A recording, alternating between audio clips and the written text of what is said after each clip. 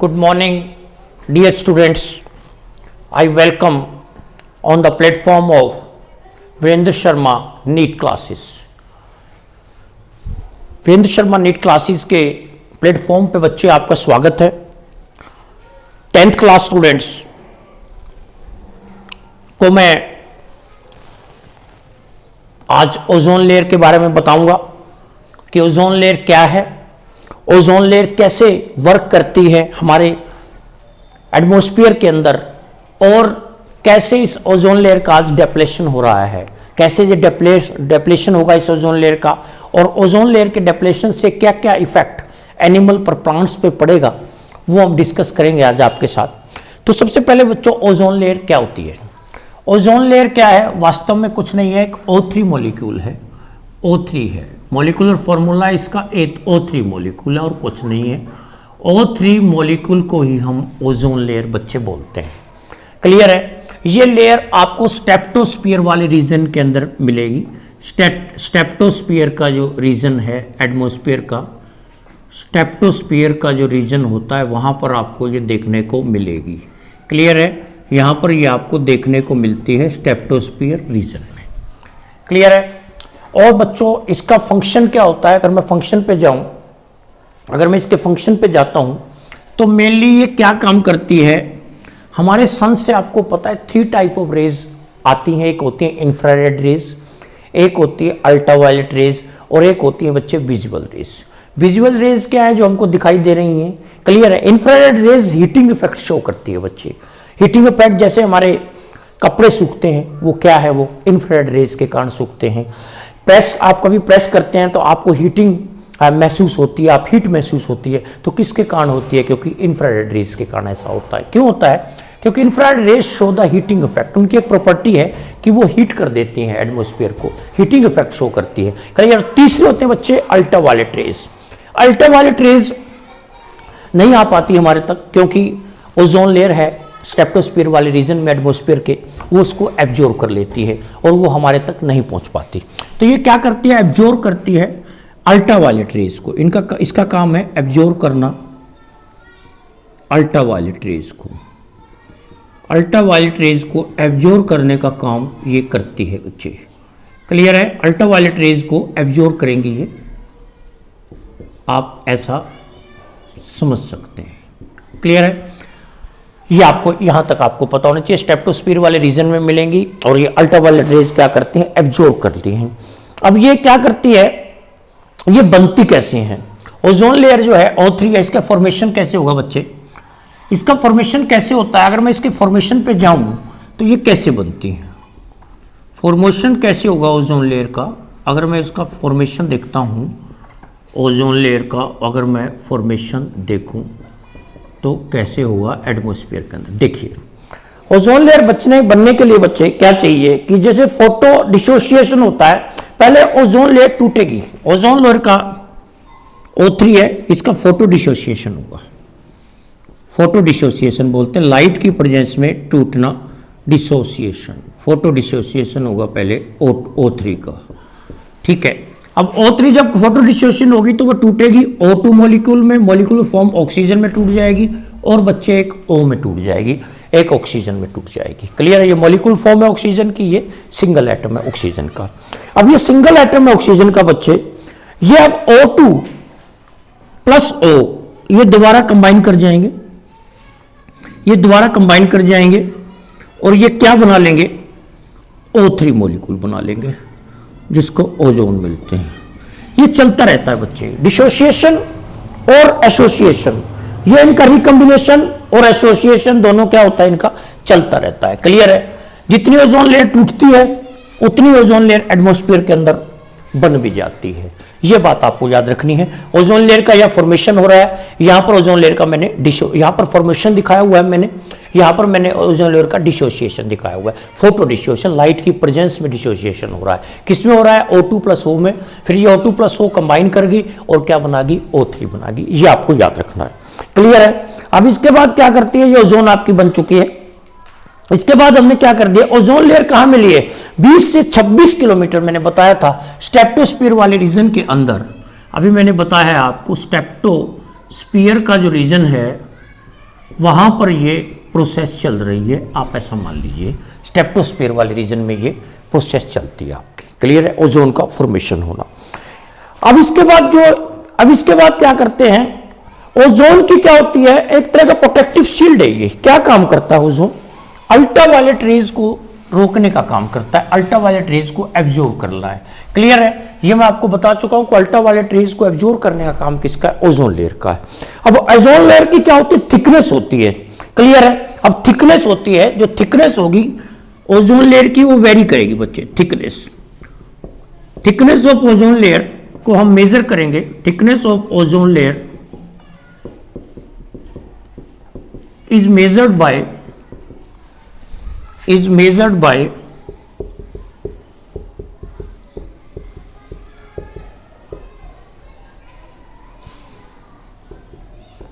Dobson unit. Dobson unit होती है, Dobson unit. Dobson unit में हम मेजर करते हैं बच्चे किसकी, थिकनेस में ओजोन लेयर की। क्लियर है, तो ओजोन लेयर की जो थिकनेस है वो वेरी करेगी किसके ऊपर, डॉप्सन यूनिट में हम इसको क्या करेंगे, डीयू कह सकते हैं। डॉप्सन यूनिट होते हैं 1 पार्ट्स पर बिलियन। वन डॉप्सन यूनिट क्या होती है, एक डॉप्सन यूनिट आपकी क्या है, 1 पार्ट्स।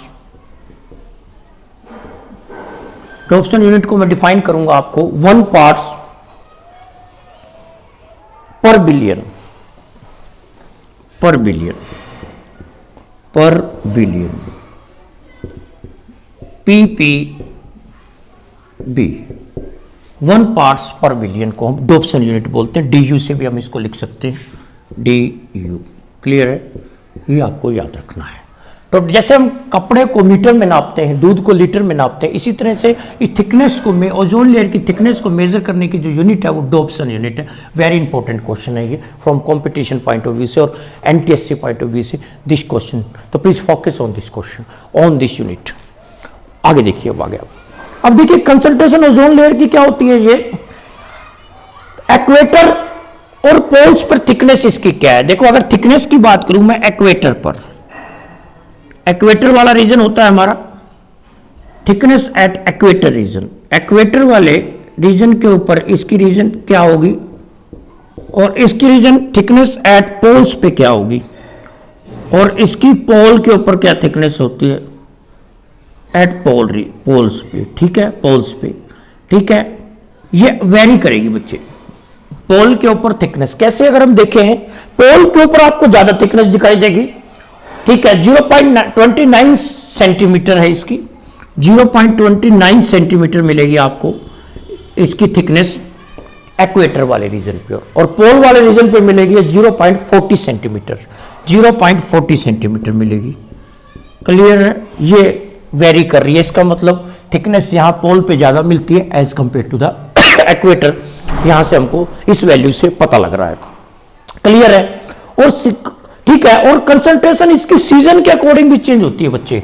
जो थिकनेस है ओजोन लेयर की वो सीजन के अकॉर्डिंग भी कंसंट्रेशन इसकी चेंज होगी। जैसे सीजन की मैं बात करूं, सीजनल चेंजेस भी थोड़े बहुत ओजोन लेयर में आते हैं। सीजनल चेंजेस में हम कहते हैं, सीजनल चेंजेस में भी थोड़ा बहुत चेंज आएगा इसमें, ओजोन लेयर की थिकनेस के ऊपर फर्क पड़ेगा। सीजनल चेंजेस में हम पढ़ेंगे यहां पर क्या चेंजेस आते हैं। जैसे हम देखें कि फैब कौन सा महीना, मैं बताऊं आपको, मैं बताता हूं फैब और अप्रैल के महीने में कंसंट्रेशन हाई मिलेगी, concentration of ozone layer high मिलेगी आपको। कंसंट्रेशन जो है ओजोन लेयर की हाई मिलती है आपको कहां पर, Feb to April. Feb to April आपको कंसंट्रेशन इसकी हाई मिलेगी बच्चे, और concentration of ozone layer Feb to April क्या होगी, आपको हाई देखने को मिलेगी। कंसंट्रेशन आपको हाई देखने को मिलेगी बच्चे।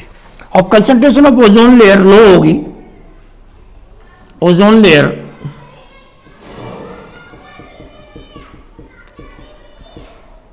लो हो जाएगी,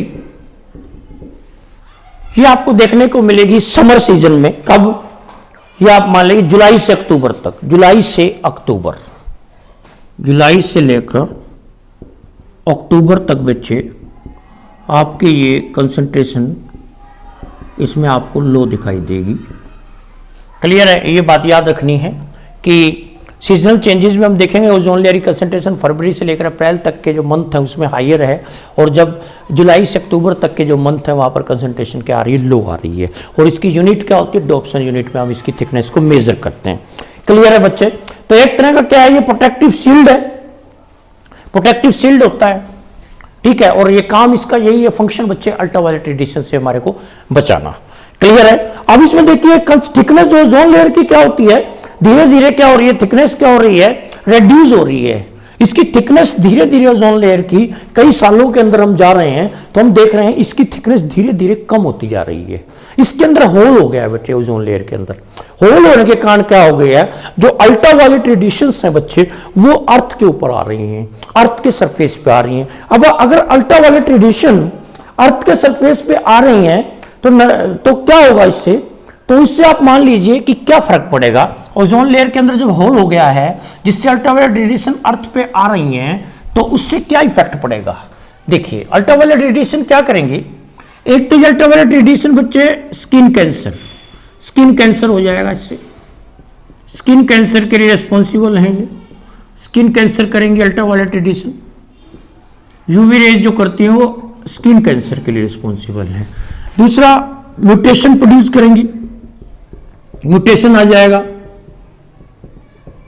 mutation at genetic level, genetic level पे म्यूटेशन प्रोड्यूस करेंगे। इससे क्या होगा, बीमारियां बनेंगी, डीएनए चेंज हो जाएगा। म्यूटेशन का मतलब डीएनए के अंदर चेंज आ रहा है, इससे क्या होगा, फिर उससे भी इफेक्ट पड़ेगा, डिजीज हो सकती है, जीन डिसऑर्डर हो सकते हैं, जेनेटिकल डिसऑर्डर हो सकते हैं। क्लियर है, ये हम कह सकते हैं। और कैटरेक्ट, तीसरी एक बीमारी होती है कैटरेक्ट, आई का डिसऑर्डर होता है कैटरेक्ट, आई डिसऑर्डर है।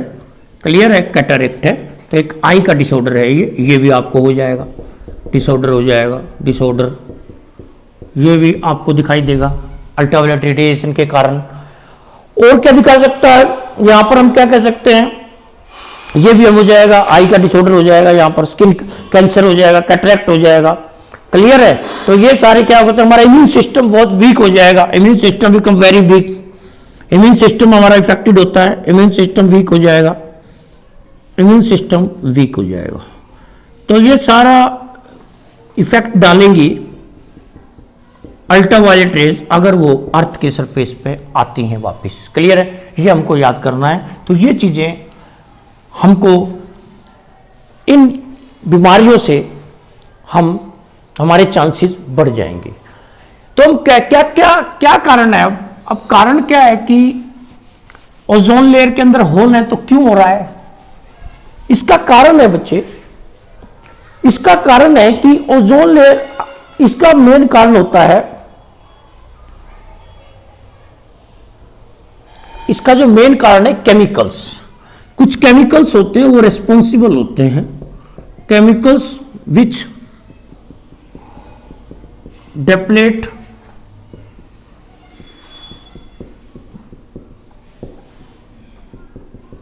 ओजोन लेयर, उसको हम ओडीएस भी कह सकते हैं, ओजोन डेप्लेटिंग सब्सटेंस भी कह सकता हूं मैं। कौन कौन से हैं वो आपके ओजोन डेप्लेटिंग स्पैट, क्लोरोफ्लोरोकार्बन,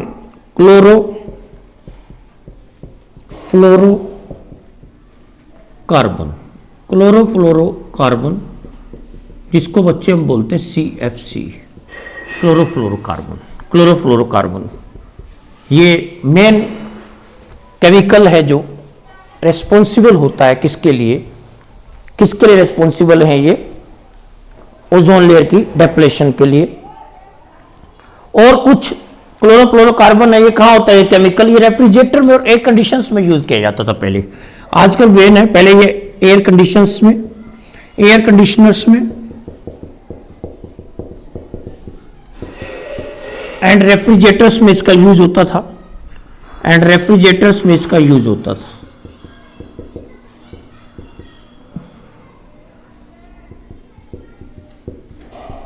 एयर कंडीशनर्स में और रेफ्रिजरेटर में इसका यूज होता था। और क्लियर है, और लेकिन आजकल क्या गया है, इसको बैन कर दिया गया है क्योंकि ये ओजोन डेप्लेटिंग सब्सटेंस था, ये ओजोन लेयर के अंदर क्या कर रहा था, होल कर रहा था, इसलिए इसको क्या कर दिया हमने, बैन कर दिया है। क्लियर है, ये भी हम इंपॉर्टेंट है, ये हमको याद रखना है। क्लियर है। इसके बाद ये एरोसोल एक्सटिंग्विशर्स में भी इसको यूज करते थे। एक्सटिंग्विशर में, फायर एक्सटिंग्विशर में भी इसका यूज हो जाता था, फायर एक्सटिंग्विशर्स में भी इसका यूज होता था, हम कह सकते हैं।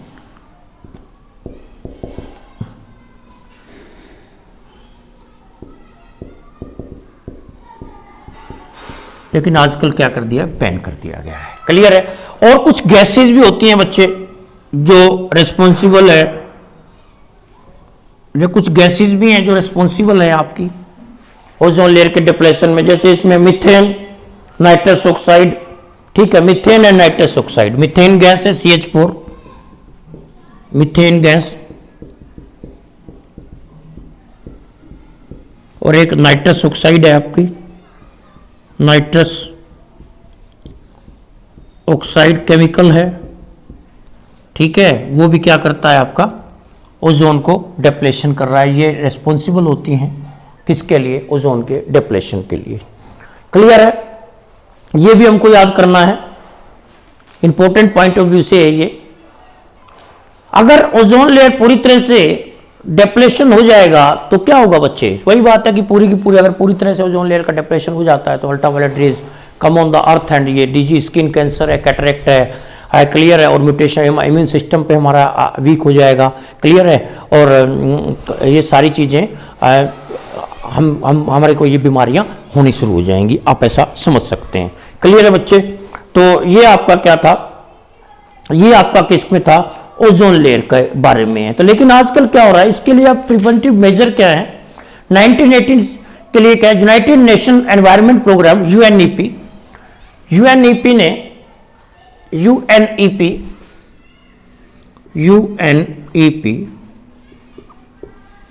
United nation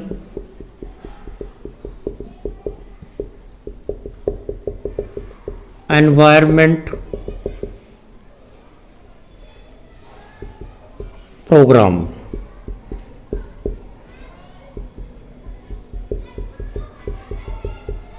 United Nation UNEP, United Nation Environment Programme चलाया एक 1986 के अंदर, 1986 के अंदर ये चलाया गया प्रोग्राम। इसके अंदर क्या किया गया, यूनाइटेड नेशन जो प्रोग्राम था एनवायरनमेंट प्रोग्राम, उसमें क्या किया जाता है कि हमने CFC के प्रोडक्शन को रोक दिया।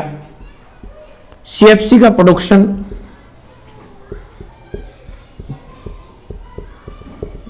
is banned in India, is banned in all over the world, all over the world के अंदर इसको बैन किया गया, banned in all over the world, पूरे वर्ल्ड के अंदर इस यूनाइटेड नेशन एनवायरनमेंट प्रोग्राम ने, यूनाइटेड नेशन एनवायरनमेंट प्रोग्राम ने इसको बैन कर दिया CFC को, क्योंकि ये मेन कोज था ओजोन लेयर के डिप्लेशन के लिए बच्चे। क्लियर है। इसके बाद हमने क्या किया गया, ओजोन लेयर के डिप्लेशन के लिए मेन कोज था। क्लियर। तो और यही, अब मैं अपने वीडियो को यहीं एंड अप करता हूं बेटे। I will and up my video. Thank you very much.